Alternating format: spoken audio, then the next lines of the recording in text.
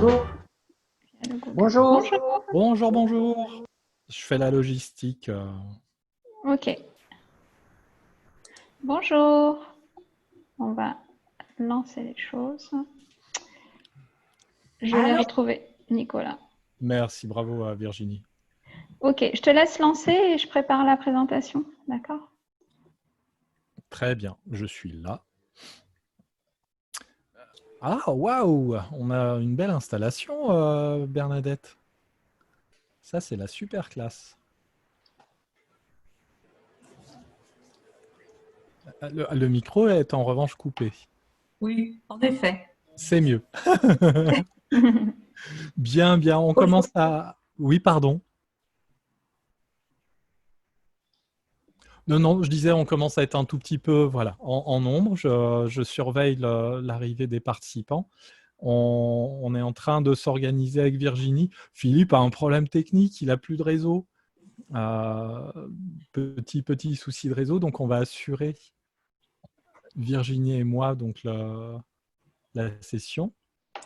Philippe est là, on devrait l'entendre de temps en temps. Il doit être sur un téléphone ou un truc comme ça, mais voilà, tout va bien se passer. Puis je crois qu'en plus, dans la session, il était convenu que vous ayez tous fait au moins un gros module de 40 minutes avec un outil auteur. Comme ça, on fait du visionnage jusqu'à 6 heures du matin. Bonjour Ismaël. Tu sais, c'est les séances du Grand Rex, Bonjour. 12 heures d'affilée. Mais c'est ça, c'est pas la fête de la musique, tout ça, c'est la fête de l'outil auteur. On fait du visionnage non-stop. Tout le monde va bien? Vous n'êtes pas encore en congé? Et bah voilà. C'est bon. Oui, Philippe me dit à moi en plus en privé, ne devais-tu pas être sur l'autoroute? Voilà. Philippe a des soucis techniques, moi j'ai des soucis techniques dans ma tête. J'étais avant-hier en voiture, Philippe, si tu m'entends. Et j'avais mis dans mon planning 2 dates, dont celle de mardi. J'étais à Gevrey-Chambertin. Oh, ça c'est une belle adresse. C'est super chouette. En plus, on m'en a vraiment donné une d'adresse. Je suis pas rentré. C'est impressionnant. Je ne savais pas que juste à côté, il y avait zut. Enfin, voilà, d'autres très très grands noms de beaux domaines. Ouais, on a retrouvé notre presse. On a retrouvé notre fraise, voilà. On va admettre les derniers arrivants. Donc voilà. Moi, je suis aussi en vadrouille, donc vous allez voir ma petite famille passer derrière moi. Je suis au Sable d'Olonne. Voilà. Ah, cette Vous classe. savez tout. Eh ben, on y va? Parce que je suis personnellement impatiente de voir ce qui a été réalisé cette semaine passée. Donc, deuxième partie. Est-ce que vous avez osé franchir le pas, vous révéler via un outil auteur? Avez-vous tenté l'expérience? Si oui, qu'avez-vous fait? Et peut-on voir? Quelqu'un s'est lancé? Est-ce que quelqu'un a essayé? Bon, du coup, on n'a pas reçu de petites choses Je vois. avant. Ismaël lève le doigt ou? Ouais. Oui, Ah, s'il super. veut bien. Ouais, Ok. faut pas hésiter. Gardez le micro ouvert, intervenez. On est en petit comité, c'est limite familial, donc c'est super. Ouais. Je suis désolé, vous allez m'entendre très haché. J'aurais vraiment voulu pouvoir participer, mais j'ai un débit, et en plus je le partage, un débit très faible. Qui a pris un coup de peau, hein. Par contre, Philippe, je n'ai pas, moi, le pouvoir de donner la main à Ismaël pour qu'il puisse partager son écran et nous montrer ce qu'il a fait. Je regarde si j'y arrive de mon côté. C'est pas grave. Ah bah si, on veut voir. C'est super grave. Oui, vous allez voir. Ne vous en faites pas. Il y a pas grand-chose à voir non plus.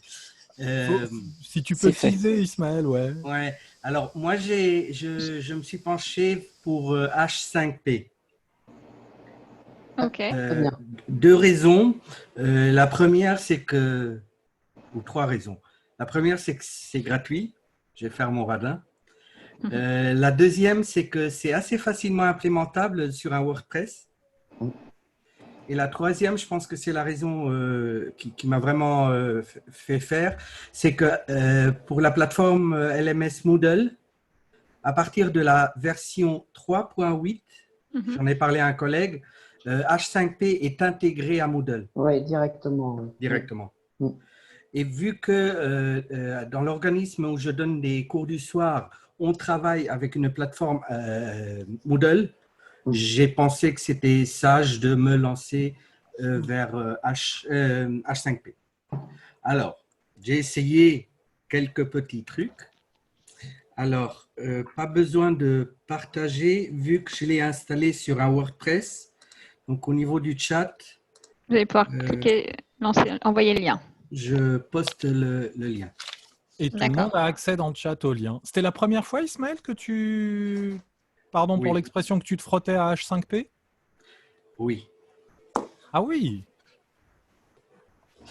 Je vous ai envoyé un mail où j'ai fait un reply sur le mail que j'avais reçu. Vous l'avez eu ou pas? Oui, oui, oui. Ok. Oui, nous, on l'a reçu. Le mail, ok. Alors, j'ai installé d'abord H5P sur WordPress et puis on peut installer divers modules. Donc, je les ai installés tous. Hein. Je les ai tous un peu parcourus. Par contre, je ne les ai pas tous essayés. Moi, ce que j'ai essayé, ce qui m'intéressait un peu, c'était le course presentation. Et puis, j'ai fait un petit memory game et j'ai fait un petit image pairing. Okay. Donc, au niveau du course presentation, j'ai simplement repris mon PowerPoint. Pardon, j'ai dit PowerPoint. Et donc, j'ai repris quelques slides. Donc, si vous ouvrez en grand le course presentation, vous allez voir la première page du cours. En deuxième page, c'est une page où j'explique simplement le système décimal. Et puis, j'ai, en troisième page, essayé de faire un petit quiz. Donc, c'est ce que très souvent je fais au tableau. Donc, j'écris simplement 1492 et je demande au candidat ce qu'il voit. Donc, au niveau, j'ai essayé de faire ça sous forme de quiz. Très souvent, on me dit c'est l'année de la découverte de l'Amérique par Christophe Colomb. Et donc, au niveau des réponses, il y en a, à mon sens, une qui est juste, et c'est 1492. Donc, j'explique pourquoi, parce qu'on a les unités, les dizaines, les centaines, les milliers, etc. etc.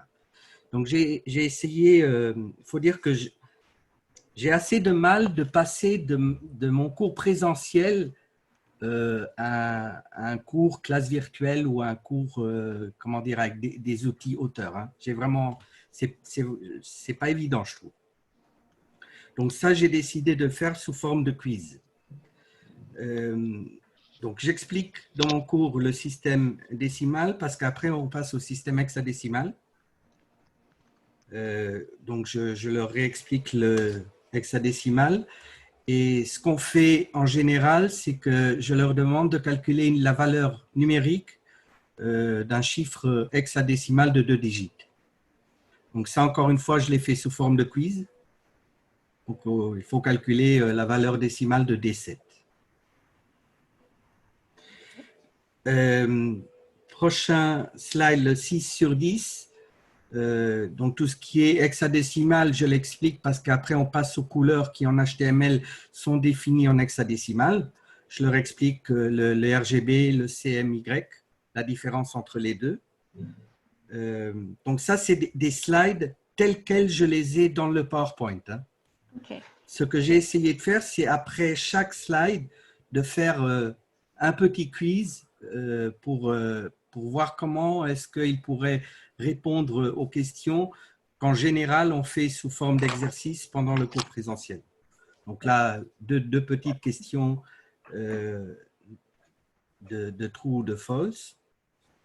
Finalement, les couleurs que je leur demande de retenir pendant le cours, donc c'est blanc, noir, rouge, vert, bleu, jaune, magenta, cyan et puis un gris clair et un gris foncé.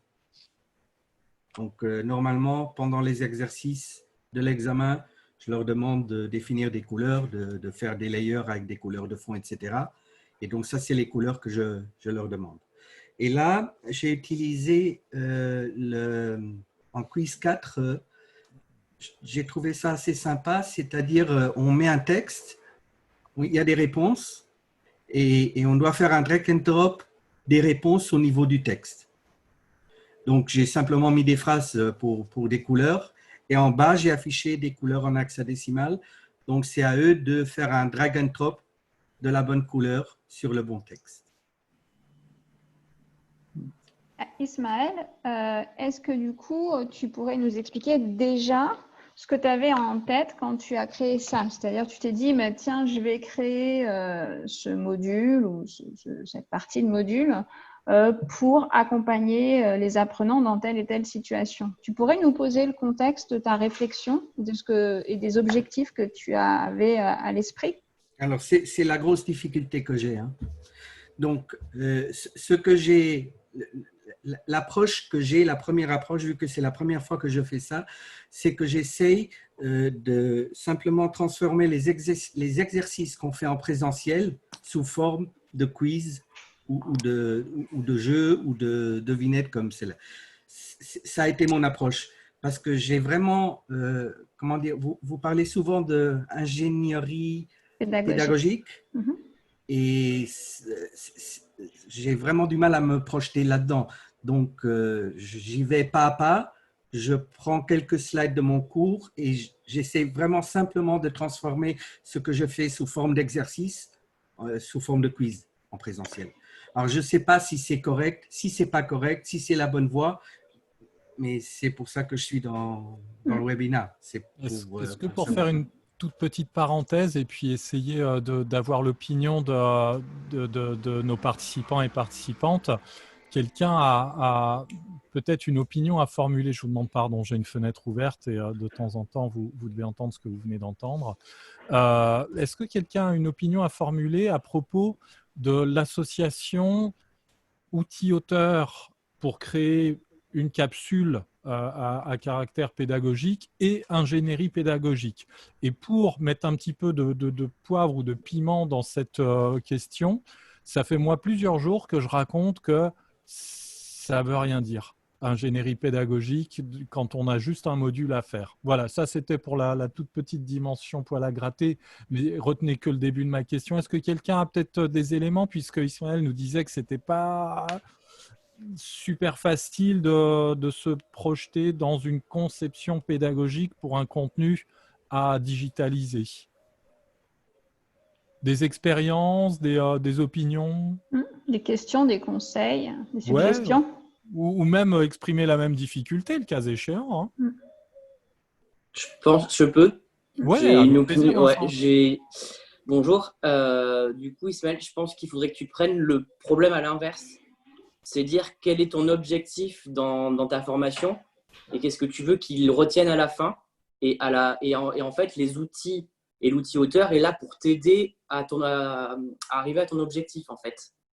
Et je pense que construit comme ça sera plus simple pour toi de créer tes cours et de dire qu'est-ce que je peux ajouter pour améliorer, pas pour améliorer, mais pour changer et faire adhérer mes apprenants.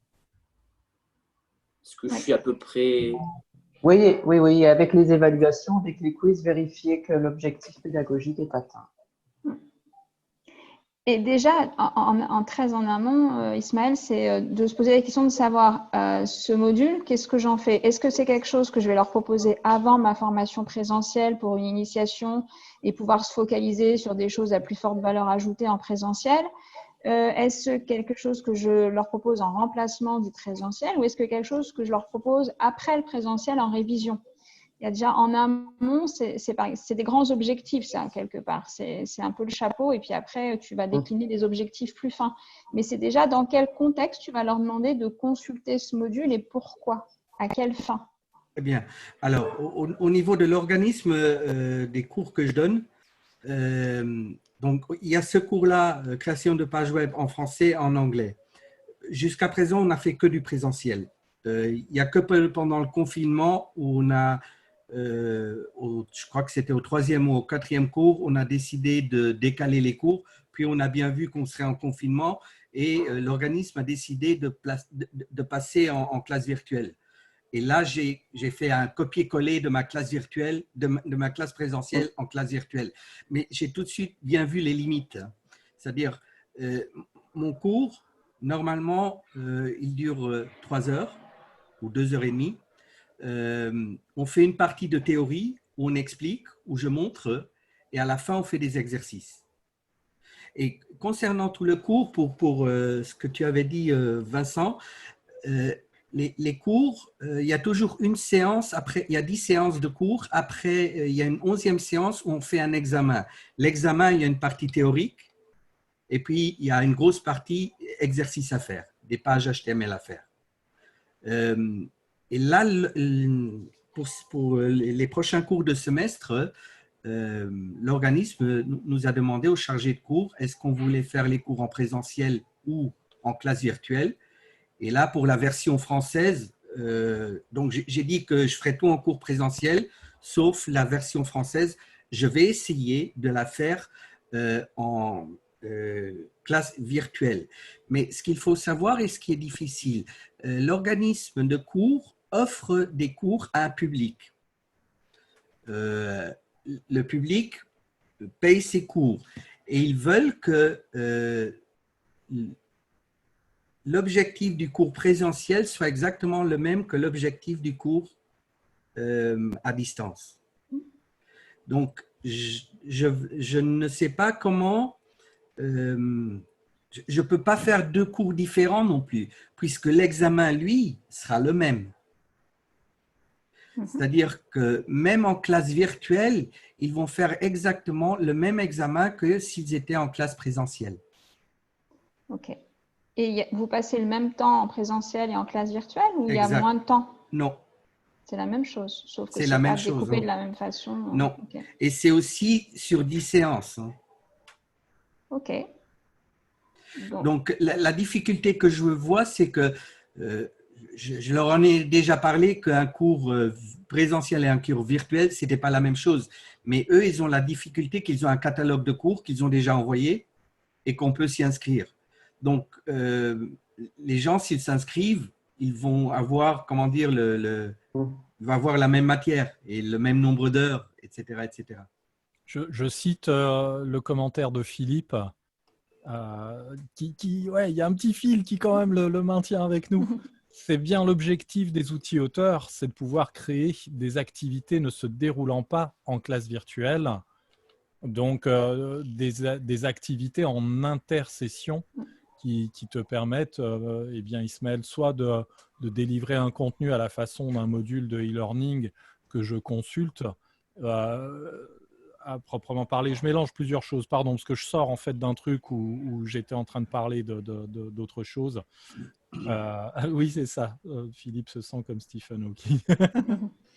Mais oui, l'objectif, c'est de pouvoir alimenter tes étudiants en contenu que tu ne dispenseras peut-être pas dans ta classe virtuelle. Dans la classe virtuelle, tu peut-être favoriseras aussi des échanges de la même façon que tu les favorises quand tu es avec tes étudiants. L'objectif étant de maintenir un lien entre plusieurs sessions de classe virtuelle.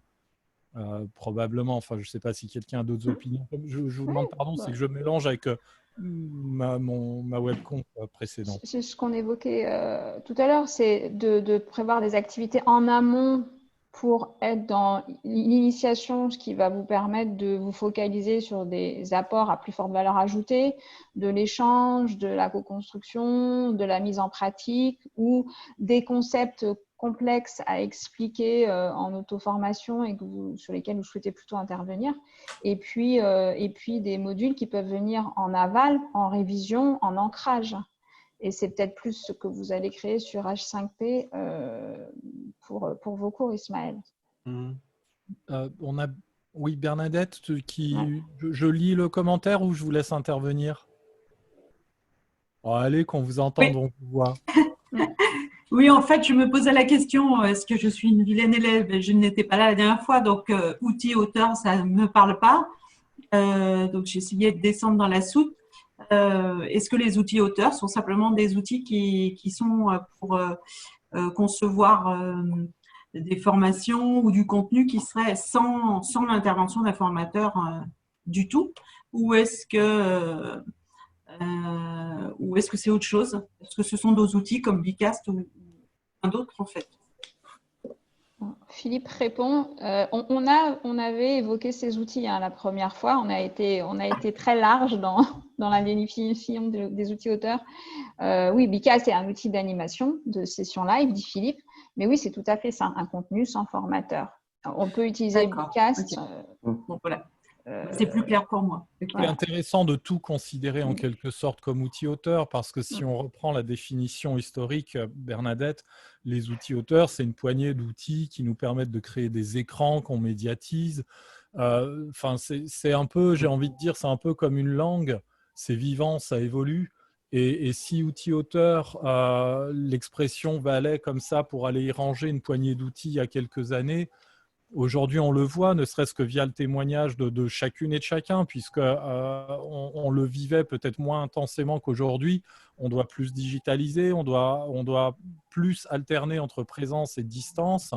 Et tous les outils sont là pour nous permettre de créer un contenu, que ce soit en live ou que ce soit pas en live. Enfin, moi, j'aime bien faire tomber comme ça les définitions où on va ranger des choses de manière un peu obsessionnelle, là, parce que c'est ça. Et puis, quelque part, c'est que des outils pour créer de l'interactivité. À la base, à la base ou pas, évidemment, c'est une façon de déporter un contenu, de le mettre en ligne, mais c'est des outils qu'il faut envisager comme étant, et ça rejoint ce que disait Virginie, comme étant des outils pour créer de l'interaction entre cet intermédiaire du formateur qui est le contenu et puis son public. Et après, on fait le choix. On fait le choix des activités par rapport à l'objectif, comme l'a dit Vincent, pour délivrer bien l'activité dans le formatage que l'on veut obtenir pour une durée qu'on aimerait pouvoir contenir, parce que le même contenu peut être déroulé en 30 minutes ou en 8. Tout dépendra de la façon dont on peut peut-être le médiatiser. Enfin, je sais pas. Alors bon, ça ne veut rien dire ce que je viens de dire, parce que je globalise.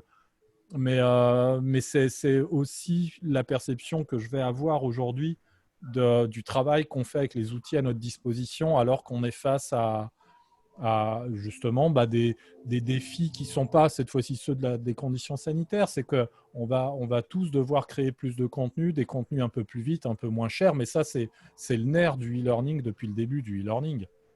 Et pardon, je digresse. Juste pour reboucler sur l'interaction, je vous rejoins, Bernadette. Il y a tous ces outils que vous avez utilisés, Ismaël, comme H5P, qui sont faits pour créer de l'interaction entre l'apprenant et le contenu. Et il y a tous ceux qui sont faits comme Bicast pour créer de l'interaction entre apprenants, par exemple. Donc, ouais, je suis d'accord avec toi, Nicolas. On est tous… finalement, le nœud de tout ça, c'est l'interaction. Donc, du coup, Ismaël, vous avez des pistes de réflexion. Oui, je voulais rebondir sur ce que disait Nicolas. C'est que ce que je trouve bien dans ce que tu as fait, Ismaël, c'est que tu n'as pas oublié que tu faisais des activités en présentiel et tu as fait des activités dans ton module. Voilà, des activités, des quiz pour interagir à distance avec les apprenants. Et ça, je trouve ça bien. Très bien, merci. Tout à fait. Par contre, il y a une petite chose, c'est que les quiz, et attention, il y a un point de vigilance sur les quiz, c'est qu'il y a les quiz que vous allez demander à un apprenant de faire seul et pour lequel, du coup, il va avoir une réponse, un feedback, etc. Ces quiz-là sont très sympas quand il est seul devant son ordi. Ils le sont moins quand vous les diffusez en classe virtuelle et que vous en faites un outil que vous adressez au collectif. Là, du coup, c'est quand même beaucoup plus sympa d'avoir un quiz auquel chacun peut répondre et pour lequel vous avez le résultat de la réponse du collectif. Donc, ne pas utiliser quand même les mêmes outils et les mêmes natures de quiz quand vous vous adressez à la personne quand elle est seule devant son ordi ou quand vous vous adressez au collectif. Parce qu'autrement, vous risquez de faire Ouais. Petit flop. Mais, typiquement, donc j'ai pris les slides, j'ai fait des quiz parce que je voulais un peu tester et jouer. Tout à fait. Mais moi, j'ai vraiment l'impression que le type de quiz que j'ai utilisé dans HP5, c'est vraiment pour faire des formations asynchrones où il n'y a pas de formateur. Tout à fait. Je pense que c'est vraiment vers ça. Typiquement, les 2 premiers quiz que j'ai faits en présentiel, je ferai des sondages dans WebEx. Hein. Oui. Et donc, je leur donne 3 minutes et chacun peut répondre. Et après, on voit aussi qui a répondu quoi et on peut en discuter. Je pense que les quiz tels que je les ai faits là maintenant, je ne les utiliserai pas directement en classe virtuelle. Je préférerais quelque chose il y a de l'interaction directe où je leur propose un sondage. Je leur dis, bon, vous avez 3 à 4 minutes pour répondre et après, on peut en parler et voir qui a répondu quoi. Complètement. Et Ismaël, ça fait partie d'un parcours, vous créez des choses dans le cadre d'un long parcours ou d'un… Oui. D'accord. Oui. Donc ici, c'est le parcours ou le module, on appelle ça, c'est le module Web Designer. Donc ça commence avec création de pages HTML et CSS. Puis on passe sur Dreamweaver et on crée un petit site. Et puis il y a un cours Dreamweaver où on fait un site responsive. Et puis, il y a encore des notions de graphisme qui se rajoutent au module. Et puis, à part, il y a encore un module développeur où on fait du JavaScript, du PHP, MySQL. Et finalement, il y a encore un 3e module où on voit le serveur Linux donc pour héberger des sites web. Que des trucs qui font mal à la tête, ça. Et au-delà de la démarche pédagogique, Ismaël, comment vous avez trouvé la prise en main de l'outil en lui-même? HP5? Oui. Super facile. Cool. Ouais, c'est vraiment facile. Surtout au niveau de l'installation. Hein. WordPress, tu installes et puis tu testes, tu essayes, tu prends un module, tu regardes un exemple, tu essayes de faire. L'autre partie, c'est là où j'ai un peu plus militant. Les memory games, par exemple, j'ai fait un memory game et je me suis dit 2 exposants 3, ça correspond à quoi? Et dans le même ordre, c'est le image pair. Super, c'est vachement, enfin c'est bien hein, d'être allé sur cette collection-là, enfin d'activités d'H5P. Et puis oui, c'est une extension hein, qui va sur un WordPress par exemple. Bon, pour l'instant, ça se décline un peu plus difficilement en dehors de l'écosystème, je crois, WordPress, Drupal et Moodle. Et Moodle, ouais. Mais bon, c'est déjà en soi bien. Mais je trouve aussi, la dernière fois, je crois que Virginie nous avait présenté Rise. Je trouve que les outils sont très, très différents. Hein. Je pense que Rise n'a pas beaucoup, c'est pas très semblable à HP5. Où moi, je vois des grosses différences en tout cas. Hein. Ah oui, oui, tout à fait. J'ai peut-être pas tout vu encore au niveau ni de l'un ni de l'autre, mais il me semble que tous les outils auteurs sont toujours très spécifiques pour quelque chose. Hein. Et il faut vraiment en employer plusieurs pour faire quelque chose de global en entier. On retrouvera hein, des activités quand même très similaires dans les outils, c'est-à-dire la possibilité d'insérer tout ce qui constitue une page entre images, photos, évidemment quiz, vidéo et compagnie. Après, ça dépend de la philosophie de l'outil. C'est-à-dire qu'un Rise, on le prend, on a plié en 4 jours un petit module et c'est hyper rapide parce que tout est templété. Oui. Tout est templété et tout se fait sur la base du sandwich. J'empile les blocs de template et donc ça invite non pas à… C'est là qu'il y a aussi une question importante quand on parle des outils auteurs, quand on s'interroge sur lequel choisir, c'est comment je veux aussi délivrer le contenu que j'ai à délivrer parce que certes, on va privilégier certaines interactions, certaines fonctionnalités parce qu'on en a besoin, mais c'est comment je pousse mon contenu, quelle forme je lui donne, quel costume il va habiller pour qu'il raconte ce que j'ai envie qu'il raconte, parce qu'un contenu n'est pas autosuffisant. Il faut qu'il soit séduisant, il faut qu'il défile bien sur le podium, faut qu'il s'adapte bien sûr ensuite au contexte de diffusion. et qu'il s'adapte au contexte de réalisation. J'ai le temps, j'ai pas le temps. Je vous disais à l'instant confondre des propos que j'ai tenus il y a une demi-heure avec d'autres personnes, mais c'est des formateurs voilà, qui sont invités à produire des contenus, mais dont ce n'est pas le métier. Leur métier, c'est de former, mais en plus, on leur demande de faire des contenus. Donc là, il y a des choix d'outils qui s'imposent en fonction de la disponibilité qui est la vôtre. Et là, un outil comme Rise, puisqu'on l'a nommé, et c'est vrai qu'on l'aime bien avec Virginie, avec Philippe, on va souvent tourner un peu dessus, c'est parce qu'il nous donne beaucoup de liberté de narration. On raconte ce qu'on veut parce que le défilement peut être infini. Et c'est une petite danse, c'est une petite musique comme ça qu'on arrive à dérouler. Mais bon, tu vois, c'est des points de vue personnels, quoi. Il y a plein de critères à prendre en considération. Partez de l'objectif, comme l'a dit Vincent, et d'autres encore. Hein. Et puis surtout tester en fait. Je pense que comme il y a plusieurs auteurs pour lesquels vous pouvez avoir une licence gratuite sur un temps donné, le mieux ça reste de tester et en testant vous vous formez, vous montez en compétences, vous acquérez votre propre sens critique. Il n'y a pas mieux. Hein. Faire des protos, hein. Rise, encore une fois, hein, dont je loue moi les mérites. J'ai fait un proto l'autre jour pour convaincre un client que ça avait une pertinence dans un contexte particulier. Donc petit proto qui ne coûte pas grand-chose à faire et on le teste, on le fait tester. Et puis si ça remplit l'objectif de faire adhérer les apprenants et l'objectif qui est celui du formateur, de transmettre le contenu puis de vérifier que celui-ci puisse être mémorisé. Et voilà, c'est un peu l'objectif, quoi. Est-ce que quelqu'un d'autre a essayé de se lancer dans l'usage d'un de ces outils et de créer quelque chose? Moi, j'ai tenté. Wow. Bonjour. Bonjour. Donc, j'ai tenté effectivement, mais une semaine pour moi, c'était trop court parce que j'avais d'autres projets. Enfin bon, voilà. Et là, pour le coup, j'avais besoin vraiment autant l'autre côté, c'était plutôt créatif, mais là, il fallait quand même que je me positionne justement pour explorer les outils que j'allais peut-être éventuellement utiliser pour mon contenu, sauf que je ne me suis pas fixée sur le contenu ni l'objectif initial, parce qu'en fait, j'ai pour habitude d'organiser plutôt des séminaires qui durent un jour et c'est plutôt à la demande, donc c'est un peu compliqué de se dire je vais transférer un cours, voilà, sachant que la demande peut différer.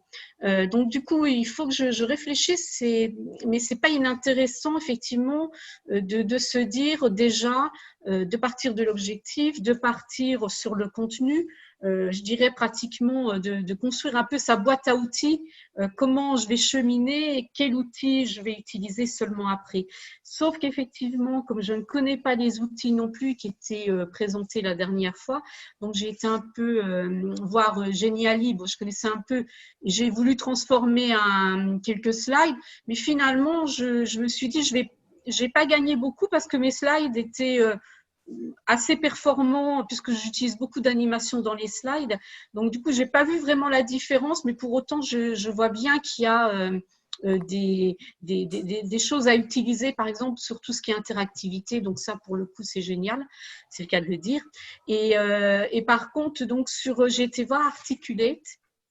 Et donc, bon, j'ai juste vu l'interface assez rapidement. Et puis, j'ai vu qu'effectivement, la période d'essai, c'était 60 jours. Mais comme je n'avais pas le temps de mettre en place, je me suis dit, je vais attendre de passer à la version d'essai des 60 jours quand j'aurai un peu de temps pour pouvoir avancer. Mais je suis tout à fait intéressée par cette démarche.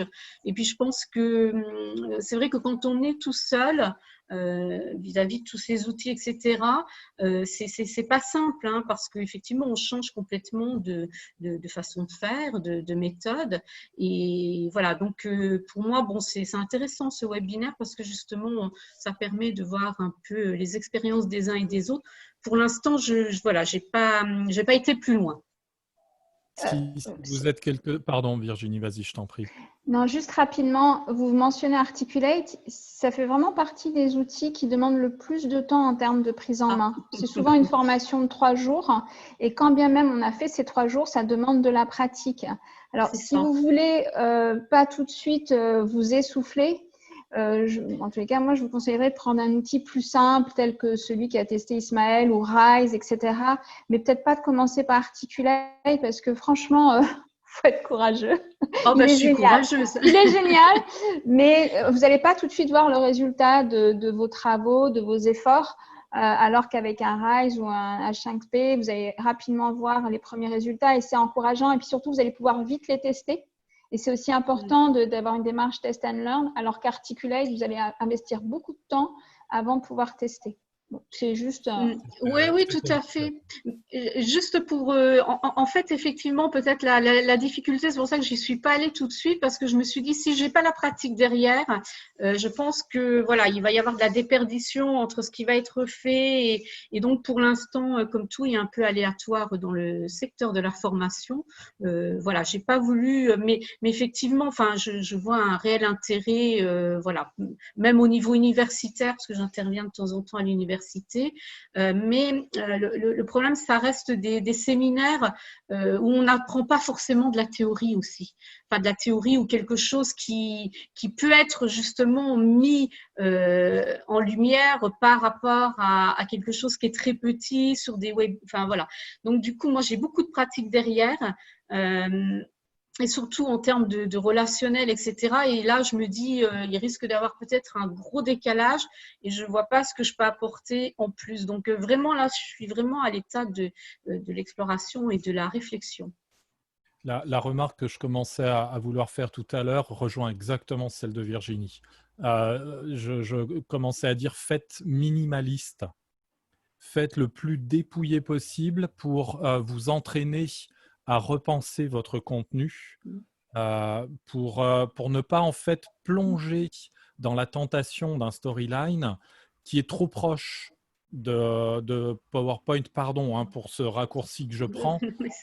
C'est vous travaillez sur la base d'un écran qui ressemble à une slide. C'est cette ressemblance qui fait que si on n'a pas un peu de recul, pour celles ou ceux d'entre vous qui commenceraient hein, à vouloir médiatiser des contenus de formation, la tentation est vite grande de refaire un peu ce que l'on a dans ces slides, quand bien même c'est très bien fait, et de profiter de la surcouche interactive, entre autres avec les quelques quiz que l'on peut bâtir. Et c'est là que voilà, on finit par se laisser aspirer et par reproduire, pardon, hein, c'est un raccourci mais très grossier que je prends, mais par refaire en fait un PowerPoint interactif et enrichi de quiz. Alors que le questionnement que je pense qu'il faut avoir quand on appréhende des outils, c'est juste voilà, partir de rien du tout et comment est-ce que, encore une fois, je séduis, mais pas pour la séduction, la beauté du geste. C'est comment je gagne mes apprenants, comment je les conquiers, comment j'en fais des fidèles, comme si vous étiez auteur d'une série télévisée. Comment vous faites pour que sur 3 saisons, ils reviennent et qu'ils tapent des pieds, des poings et qu'ils se roulent par terre parce que la saison 4 tarde à arriver? Comment on fidélise? Et ça ne se fait pas avec un seul et unique contenu bien fait. Ça se fait avec plein de petits contenus qui ont tous leur charme, qui viennent périodiquement. Faites des choses toutes petites, mais faites-les fréquemment. Et vous créez comme ça le réflexe auprès de votre public. Ce que je dis souvent, quand je discute avec certaines personnes, ce n'est pas philosophique, mais c'est comportez-vous comme si vous étiez une équipe de rédaction de radio ou de télé. Et ayez une programmation pour que vos apprenants aussi sachent ce qui les attend le lundi matin, le lundi midi, le lundi soir, et ainsi de suite toute la semaine. Et trouvez après les formats et les outils. Mais pensez à une programmation. Vous êtes rédacteur en chef quand vous êtes formateur. Et c'est un peu dans cet esprit-là que voilà, j'essaye moi en tout cas de convaincre à ma manière hein, et avec mes convictions. Puis après, on est nombreux à avoir des convictions soit identiques, soit différentes. C'est là toute la richesse des échanges. Est-ce que du coup, quelqu'un d'autre a tenté l'expérience? Peut-être pour cette session-là ou dans un passé proche ou lointain. Qu'aurait changé de perspective, changé oui. de vie, en se disant bon, j'ai fait longtemps de ça, je change. Votre dernière découverte, par exemple, ou Non. Alors, non, je trouve effectivement l'idée plutôt bonne parce que, alors je vais donner l'expérience que j'ai eue récemment, je pense qu'elle est uniquement due au Covid en fait, parce que je pense que j'aurais pas eu de demande comme celle-ci s'il n'y avait pas eu cette partie-là. Donc, c'est une cliente qui souhaitait avertir et former dans le cadre d'un label tout un tas d'hôteliers sur la région Rhône-Alpes. Et en fait, elle voulait monter un module de formation ou un atelier qui permette de former extrêmement rapidement sur toute la partie sanitaire, notamment sur le protocole des restaurants, des hôtels, etc. Et en fait, elle voulait une formation courte pour des publics qui ont très peu de temps à consacrer, entre guillemets, ou n'ont pas l'habitude forcément de consacrer du temps à des formations, en sachant que là, ils étaient coincés. Pendant un certain temps, les restaurants étaient fermés, etc. Donc, c'était le bon moment pour les former. Sauf que quand elle a fait sa demande, c'était trop tard. On connaissait déjà la date de réouverture des restaurants et elle a opté pour du distanciel et non pas du présentiel. Et du coup, on a dû revoir toute notre architecture et passer sur un webinaire pour, entre guillemets, qui est très, très légèrement, puisqu'il y avait juste un quiz à la fin et un échange rapide, pour ensuite que ce webinaire soit sur les thématiques en question, soit en replay et qu'ils puissent le regarder et continuer à se former pour ceux qui n'avaient pas pu rester sur ce webinaire pendant longtemps. Ensuite, elle souhaite pour plus tard, mais on aurait pu lui proposer ça, des micro-modules, et là avec des outils auteurs, je trouve que ça aurait été top, des choses très très simples, très adaptées à leur profession, illustrées, etc. On aurait pu effectivement proposer ensuite.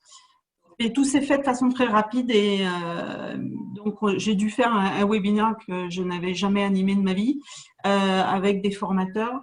Donc c'était une super expérience, mais ça montre à quel point aujourd'hui le client il peut être en attente ou demande d'adaptation extrêmement rapide. Et donc il faut à la fois des formateurs qui soient disponibles, à la fois des formateurs qui soient formés pour faire à la fois du webinaire, mais aussi utiliser des outils auteurs dans un temps relativement court. Donc bon, voilà, c'est effectivement une forte réflexion à avoir. L'idée de la boîte à outils, je crois que c'est Régine ou Nicolas, je ne sais plus qui en parlait, je pense qu'elle va être indispensable aujourd'hui pour avoir des contenus plus ou moins à mettre en main. En revanche, je retiens l'idée de Nicolas, enfin je suis complètement d'accord avec Nicolas sur la partie je raconte une histoire, parce que pour moi c'est le plus important au-delà de la formation, c'est raconter l'histoire la plus honnêtement possible et celle qui appartiendra demain à ceux qui participent à cette formation pour qu'ils se l'approprient et qu'ensuite ils reviennent chez nous parce qu'ils trouvent ça plutôt sympathique ou en tout cas efficace surtout. Voilà, je voulais juste, ça n'a pas de lien avec les outils auteurs, mais en tout cas, ça m'a donné des idées. Et je vais regarder le premier replay de la session 1. Ça a quand même un lien, hein, Bernadette, parce que, par exemple, quand tout à l'heure, Régine nous disait vouloir peut-être tester Storyline, je vais parler à peine pour toi, Virginie. Tu utilises Storyline, je l'utilise. Quand je dis que Virginie l'utilise, que je l'utilise, c'est dans nos entreprises. C'est-à-dire qu'on est une entreprise, on fait des contenus pour nos clients et on va souvent les faire avec l'outil qui est Storyline parce qu'il est très, très, très complet. Il offre plein de possibilités. Or, c'est notre métier. Et on l'utilise tous les jours. Et là, à côté, là, vous avez une vitre ici, mais derrière la vitre, il y a 45 personnes. Chez Virginie, il y a des dizaines de personnes aussi. Et c'est un vrai métier de tous les jours, de faire des contenus avec des outils aussi riches que Storyline. Donc, c'est un peu la supercherie, finalement, des outils auteurs lors de leur naissance. Parce qu'en fait, l'expression un peu outil auteur, finalement, aujourd'hui, qualifie les outils de rapid learning. ce qu'on appelait le rapid learning en 2003-2004, quand le concept est né, pur concept marketing. J'arrête pas de le raconter parce que je dispensais à l'époque des formations qui s'appelaient Panorama des outils auteurs en 2004. Et c'est un concept qui est né d'un cabinet de consultants pour Macromedia qui ensuite a été racheté par Adobe, où il s'agissait de mettre dans les têtes de tout le monde que l'outil qui était Captivate, c'est le clone de Storyline. Enfin, Storyline est le clone de Captivate. Et là, en plus, je peux le dire, parce que j'ai longtemps été le revendeur de Storyline, et le patron de Storyline nous disait, nous, notre cible, ceux qu'on veut abattre, c'est Captivate. Mais bon, après, ils ne l'ont plus dit, parce que de peur d'être trop confondu avec Captivate. Mais ils ont voulu mettre dans la tête de tout le monde que c'était facile, qu'on gagnait du temps, qu'on se passait de graphistes quasiment, qu'on se passait de développeurs, ce qui est quasi vrai, mais on ne peut pas se passer de tout ce monde-là. Donc, en fait, on a accepté ce message, ce qui fait que tout le monde est capable d'utiliser un outil dans lequel on ne code pas, mais on va très souvent faire quelque chose qui voilà, atteindra pas sa cible, quoi. Faut vachement se méfier des outils auteurs si vous les appréhendez, parce qu'il y en a certains ils sont tous très faciles d'accès, mais il y en a certains pour lesquels il faut que ce soit votre activité quasi au quotidien. Sinon, et puis que vous soyez entouré d'autres compétences que les vôtres, des graphistes, etc., etc. Je ne sais pas, Virginie, si tu es d'accord et si tu as d'autres arguments. Oui, un module, c'est à minima 3 métiers. Un concepteur, donc, qui a des vraies compétences pédagogiques et potentiellement des vraies compétences rédactionnelles. S'il ne les a pas, il est doublé d'un storyteller. Puis, c'est un graphiste qui va mettre en image, en vidéo, en animation, etc., tout cela. Et un intégrateur qui va intégrer le fruit du travail de ces deux personnes dans l'outil. Donc, si vous voulez remplacer toutes ces personnes, ce qui n'est pas infaisable, en tous les cas, il ne faut sûrement pas partir sur des outils complexes. C'était pour ça tout à l'heure que je vous disais, Régine, commencer par Articulate, c'est extrêmement ambitieux. Ça n'enlève rien à votre talent. Mais c'est complexe et il faut vraiment commencer par des choses simples, ne serait-ce que tout simplement en ayant à l'esprit la qualité de ce que vous allez délivrer pour vos apprenants. Et eux, ce qu'ils veulent, c'est qu'on leur facilite l'apprentissage, que ce soit assez fluide, potentiellement que ça leur rappelle ce qu'ils peuvent avoir comme expérience sur leur téléphone portable. Et c'est pour ça que moi, j'aime bien Rise parce qu'en termes d'expérience utilisateur, c'est aussi efficace sur PC, sur tablette que sur téléphone, ce qui n'est pas le cas de tous les outils auteurs.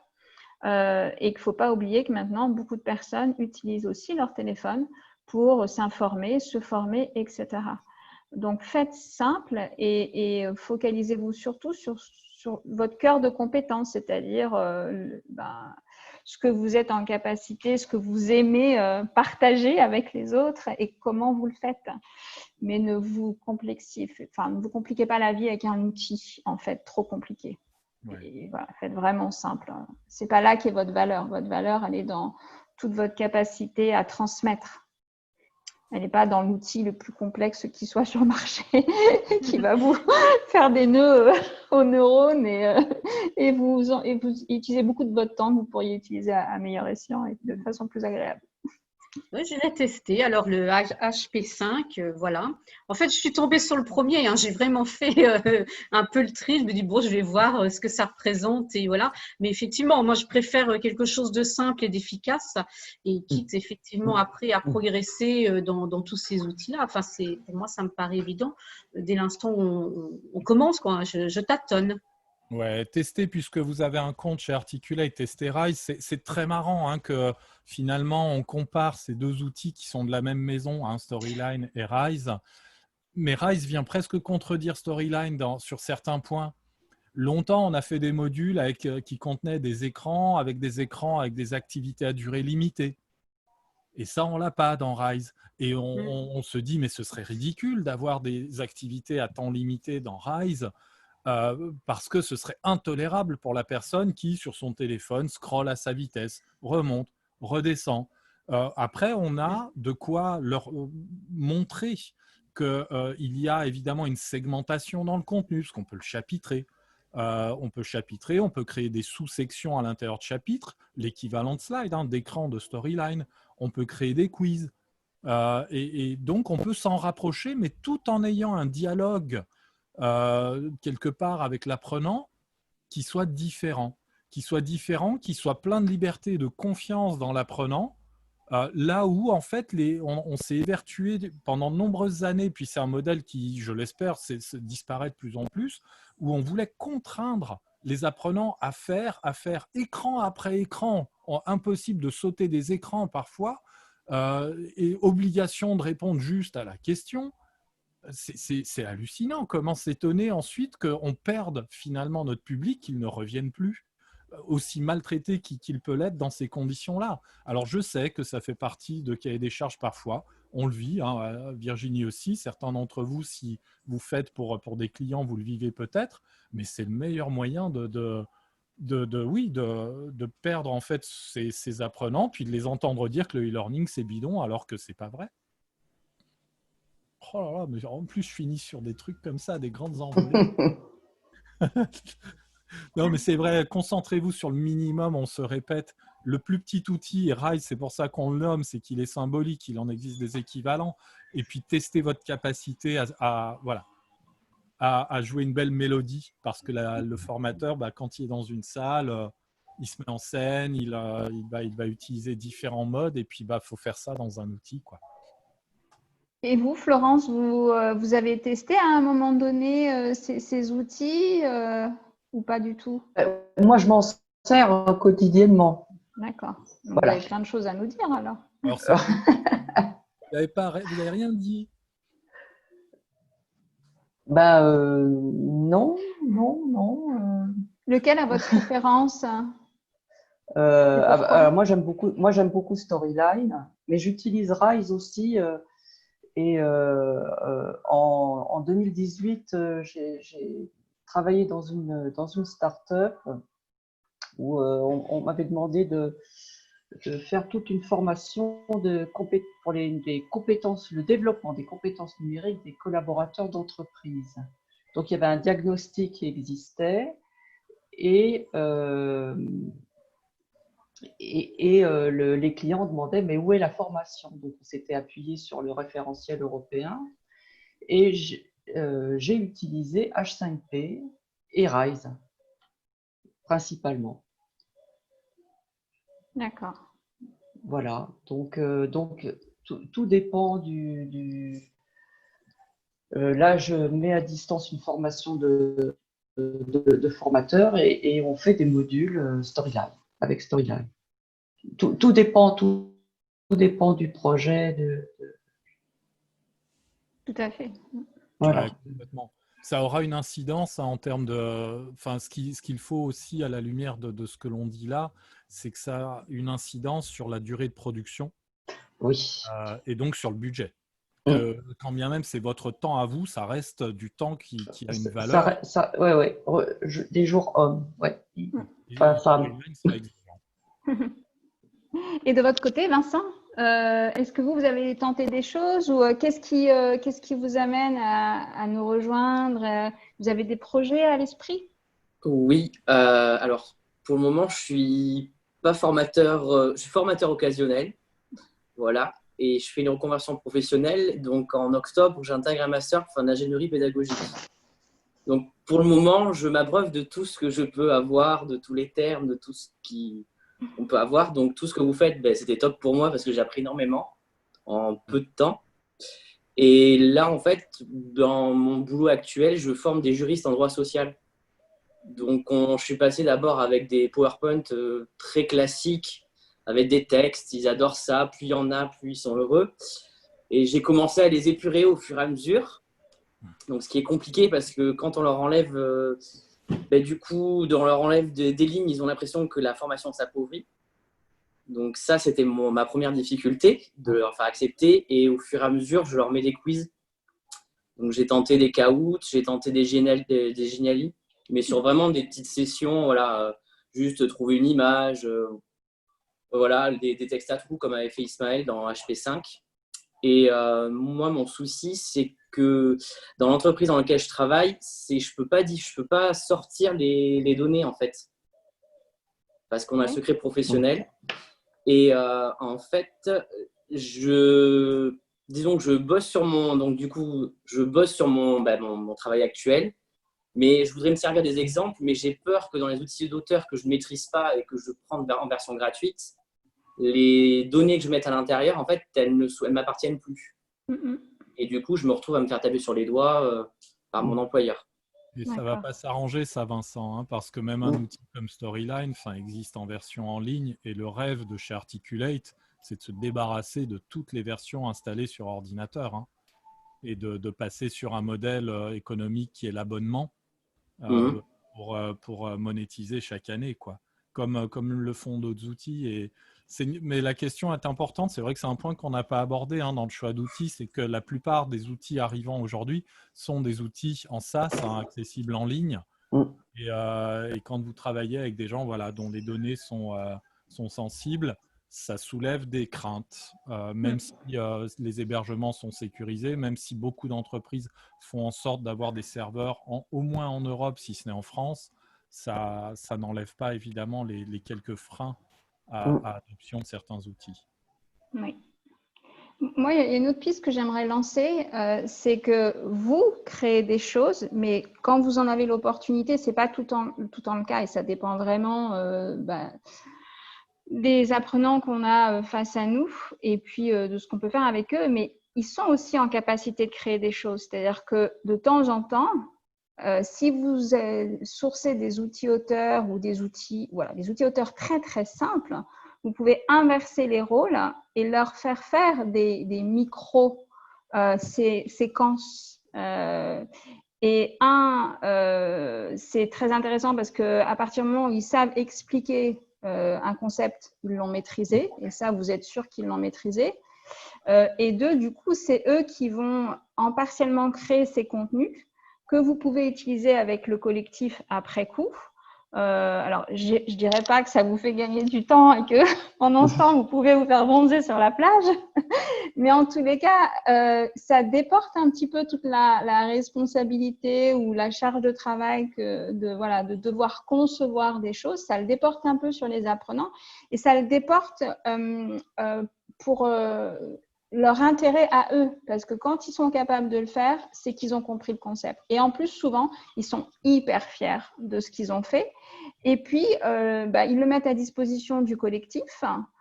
Et ça les valorise encore plus. Ils sont valorisés par le retour que vous leur faites, par le fait que ce qu'ils ont conçu, vous l'utilisez avec le collectif pour aider le collectif à progresser et à apprendre. Et ça aussi, c'est un levier intéressant pour vous comme pour eux. Par contre, ça vous oblige à utiliser des outils très très simples pour pas qu'ils perdent de temps dans la prise en main. Oui, c'est une piste à imaginer. Enfin, en tout cas, moi, je l'ai testé avec des adultes et avec des enfants. Et franchement, à chaque fois, ça marche super bien. Ben oui, c'est ce qu'on fait pour la formation de formateurs. On leur fait utiliser Rise. Bien sûr. Justement pour la facilité. Et puis, comme ça, ils voient qu'ils peuvent très bien faire un module tout à fait cohérent, sans grosses difficultés techniques.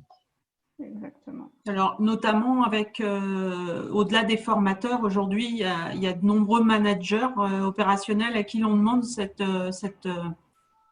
j'ai envie de dire performance. C'est-à-dire qu'en plus de leur travail, ils doivent non seulement faire leur travail, mais en plus animer et aussi avec ces outils. Ce qui est fabuleux en même temps, mais il faut avoir le savoir-faire et le savoir-être ou être bien entouré ou avoir au minima du temps pour le faire. C'est leur frein, en fait, aujourd'hui, j'entends régulièrement. Mais effectivement, j'ai testé auprès des managers et quand on passe une demi-journée à ce qu'ils créent eux-mêmes leurs ressources pour pouvoir en faire part à leurs équipes, je trouve que ça a vraiment du sens et c'est l'entreprise de demain. En tout cas, sur le management, je pense que ça a un intérêt très, très fort sur le management d'équipe de demain d'utiliser aussi ces outils dans ce cadre-là. Après, il faut que ça reste simple. Facile, accéder à la fois de la vidéo, peut-être à du webinaire, mais aussi des outils, comme vous le disiez, qui sont extrêmement simples. Donc, je vais regarder aussi. Oui, ça peut être plein de choses. Un petit tournage avec leur téléphone, une petite prise de vue.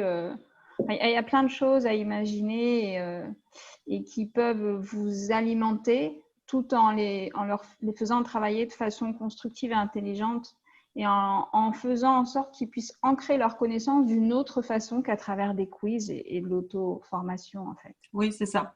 Alors après, il y a des entreprises qui n'ont encore pas l'audace d'investir pour leurs managers sur certains outils qui sont payants. Il y a un gros travail de sens là-dessus et de démontrer l'efficacité et l'avantage et le confort pour leurs formateurs ou leurs managers d'utiliser ces outils. Il y a ça aussi que j'ai pu rencontrer sur le terrain. Complètement. C'est pour ça que je disais tout à l'heure, c'est pas tout le temps faisable encore, hein, loin de là. Ouais, c'est ça. Mais en même temps, si on n'essaye pas, ça ne le sera jamais. De temps en temps, il faut un petit peu forcer gentiment le passage.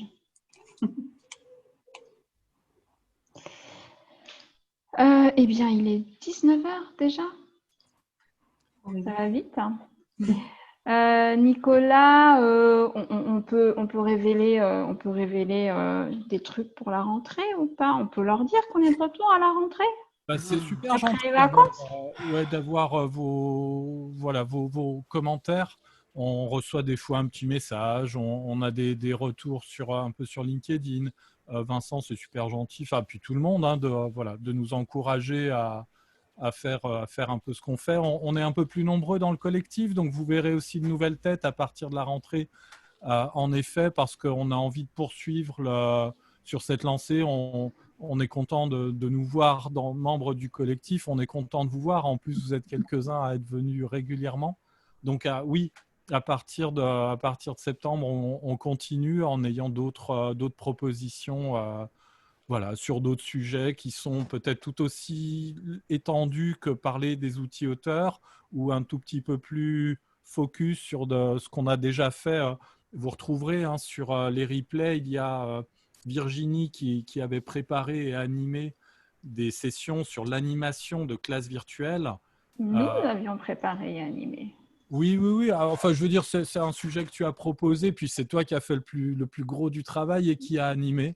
Revoyez-les si vous ne les avez pas vus, parce que là aussi, on retrouve des propositions d'outils pour l'animation à distance, pour pas que ce soit la seule classe virtuelle qui soit utilisée. Et c'est riche d'outils. On a animé une session sur la vidéo mobile, on en fera à la rentrée sur le podcast. On a d'autres sujets à venir. On espère bien sûr aussi parler de réalité virtuelle, parce qu'il y a des personnes qui sont qualifiées dans le collectif. Et puis en plus, on est en train de préparer un gros travail d'écriture autour de la réalité, enfin des technologies immersives, parce que et il y a un œil dessus.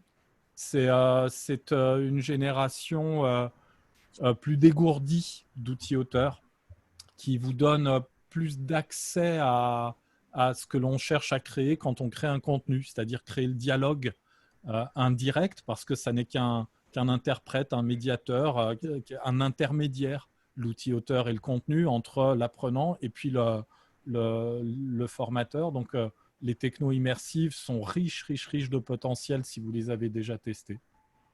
Et je ne sais pas s'il y a d'autres choses, Virginie. Le mobile, on fera un truc sur le mobile. Ah bah oui, le mobile, évidemment. Ah oui, évidemment. Mon autre passion. Bête. Mais il y a un joli chapitre sur le mobile learning, quoi, bien sûr. Et d'autres encore. Pardon, je coupe le micro.